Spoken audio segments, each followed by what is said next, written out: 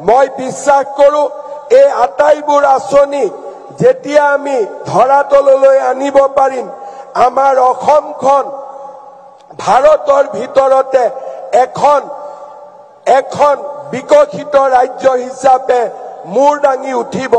সন্ত্ৰাসৰ পিছত হিংসাৰ ৰাজনীতিৰ পিছত এটা পৰিৱেশ আজি অসমত নিৰ্মাণ হৈছে, সেয়া হৈছে বিকাশৰ পৰিৱেশ, সেয়া হৈছে উন্নয়নৰ পৰিৱেশ। এক আন্দোলন বিবৰ্জিত পৰিৱেশত আজি অসমে নতুন দিগন্তলৈ গতি কৰিছে। মই অসমৰ ৰাইজক ধন্যবাদ জনাম। যোৱা 5টা বছৰত আপোনালোকে আমাক যি ধৰণে সহযোগিতা কৰিলে আজি তাৰ বাবে আমি এখন নতুন অসমৰ সপোন দেখিবলৈ সক্ষম হৈছো। মই বিশ্বাস কৰো যে আমাৰ ৰাইজৰ আশীৰ্বাদত আমি এনেকৈ এটাৰ পিছত এটা নতুন নতুন আঁচনিৰে আমি ৰাজ্যখনক আগুৱাই লৈ যাব পাৰিম।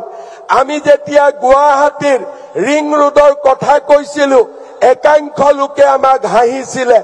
আজি ৰিং ৰোড বাস্তৱত ৰূপায়িত হল। নাৰেংগী কুৰুৱাৰ দলঙৰ কথা যেতিয়া আমি কৈছিলো একাংশ লোকে আমাক ইটিকিং কৰিছিলে, কিন্তু আজি নাৰেংগী কুৰুৱাৰ দলং বাস্তৱায়িত হল।